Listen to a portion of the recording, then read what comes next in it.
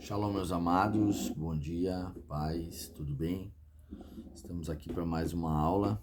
Vamos falar hoje sobre o método do contexto, a Bíblia em sua totalidade. A fim de ser entendida num grau mais elevado, a Bíblia precisa ser totalmente lida, até mesmo aqueles capítulos que não são muito atrativos. Ele está falando aqui, né? Nós estamos falando sobre nós criarmos o hábito de ler toda a Bíblia. Desde os livros, aqueles que são demandam um pouco mais de atenção e demandam um pouquinho mais também de paciência, como o livro de Números, né? Que é um livro que fala de muita numerologia, fala de descendência, fala de genealogia.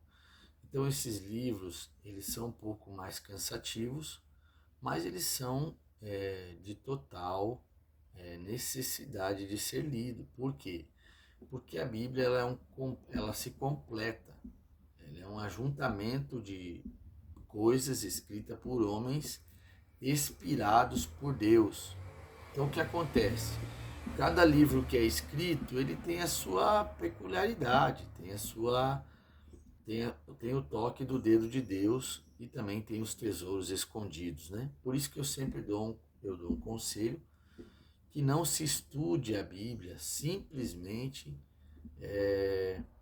por adquirir o conhecimento para você fazer alguma coisa na obra de Deus ou fazer alguma coisa para alguém. Mas a gente deve estudar a Bíblia para se alimentar, para remover dela aquilo que a gente precisa para andar, para crescer, para frutificar e também para se tornar mais maduro, né? Então aqui o primeiro ponto que a gente precisa entender é que a Bíblia ela deve ser lida toda ela precisa ser lida, porque cada parte dela vai te levar para um lugar de entendimento e também de construção, ok? Então precisamos criar esse hábito, ok?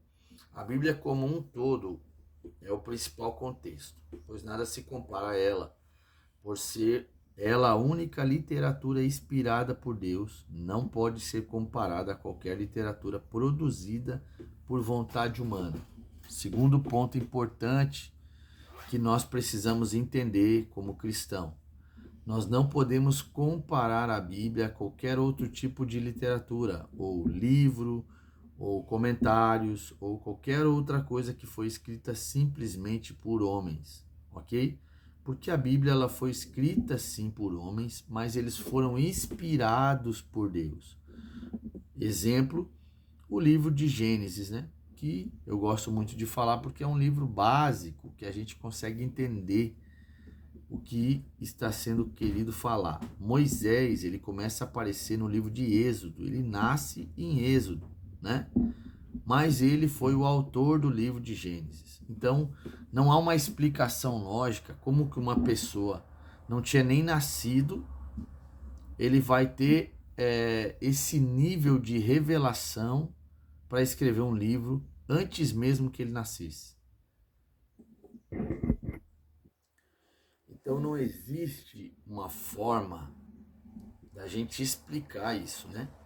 Mas ele escreveu o livro de Gênesis antes mesmo dele ter nascido.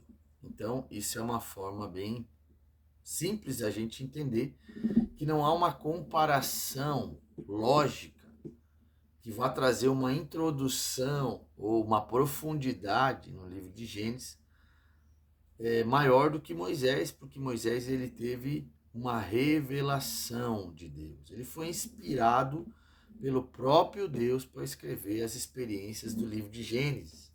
Então a gente não pode comparar as escrituras a qualquer tipo de literatura. Não que você não possa crescer ou receber de uma literatura. Eu recebo muito de livros, de literaturas, de autores que são homens de Deus, mas a Bíblia ela foi um livro escrito e inspirado diretamente pelo próprio Deus. Por isso que ela já tem mais de 2000 anos, né? E ela, por si só, se respalda e se completa, ok? Então é o segundo ponto que a gente precisa entender. Não pode basear a Bíblia ou colocar qualquer livro no mesmo nível de graça e de poder que a própria palavra de Deus, ok? Exemplo, prevendo o futuro, Deus deu ao rei Nabucodonosor um sonho que ninguém conseguia saber nem interpretá-lo, conforme Daniel 2, versículo 32. A interpretação de Daniel, revelada por Deus, tratava-se de 5 reinos sucessivos que haveria de se levantar: babilônicos, médios, persas, gregos e romanos. Ok? O que nós estamos falando aqui? A palavra de Deus, né? Através do sonho de Nabucodonosor e revelada por Daniel. Então não existe um nível de revelação e de profundidade tão claro e tão profundo como o da Bíblia. Por isso a gente deve ler todos os livros. Nós não devemos ler somente os livros que nos atraem. Claro que eu tenho livros na Bíblia que me atraem para ler, eu gosto, eu curto de ler, eu recebo muito, mas eu leio a Bíblia num todo, porque ela num todo se completa, ok? Se nós lermos só uma parte, teremos só uma parte da Bíblia revelada a nós. Se nós lemos ela num todo, teremos um todo, um completo da parte do Senhor sendo liberado através da sua palavra, ok? Com 700 anos de antecedência, Isaías profetizou o sofrimento do Senhor Jesus, conforme Isaías 53. Outra palavra poderosa. O profeta Isaías, ele profetizou a vinda do Messias, né? Profetizou a vinda de Jesus 700 anos antes dele pisar na terra. Ele deu detalhes, ele deu qualidades, ele deu coisas profundas. 700 anos antes de Jesus pisar na terra, ele profetizou a respeito do Messias. Então a Bíblia ela é poderosa em sua amplitude, ok? Quem ler o Antigo Testamento não demora muito para perceber que ele é bem diferente do Novo. Ou seja, se você pegar e ler o Antigo Testamento, você vai entender que o Antigo Testamento é a lei mosaica, são os profetas maiores, profetas menores, os livros de cânticos, os livros dos poetas, né? Então é diferente do Novo Testamento. O Novo Testamento é a nova aliança, é o tempo que Jesus veio, e cumpriu a lei, né? Cumpriu a lei e ele escreveu a nova aliança, ok? Ele não escreveu um novo mandamento, ele escreveu a nova aliança, uma nova forma de caminhar, certo?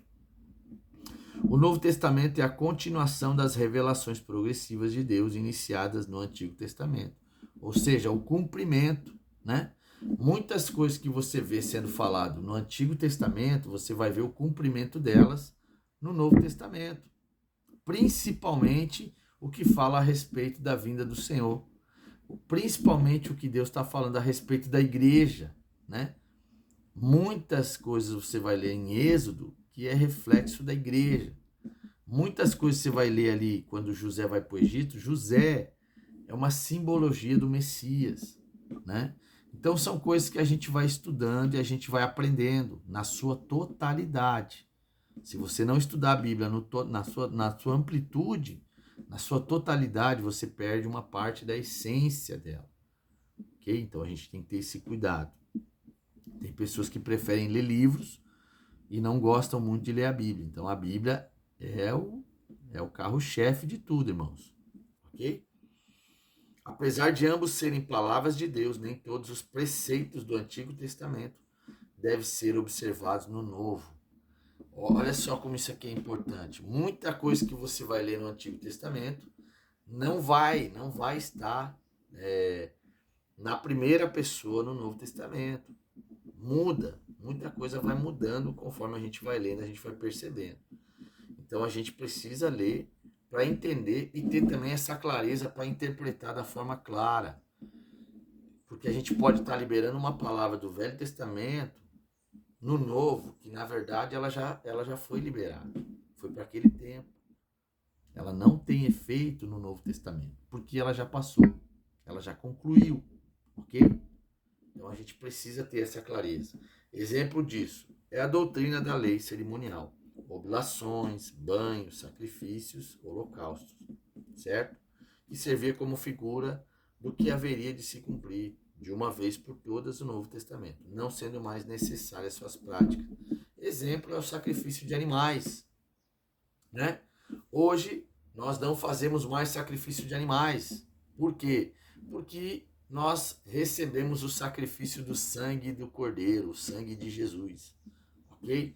Então ela já não é mais necessária no Novo Testamento, mas era necessário no Velho. São coisas importantes que a gente precisa entender, senão daqui a pouco a gente está lá sacrificando o cordeiro, né, e fazendo atos cerimoniais que acaba desagradando a Deus, porque ele não está mais nessa parada aí não, tá bom?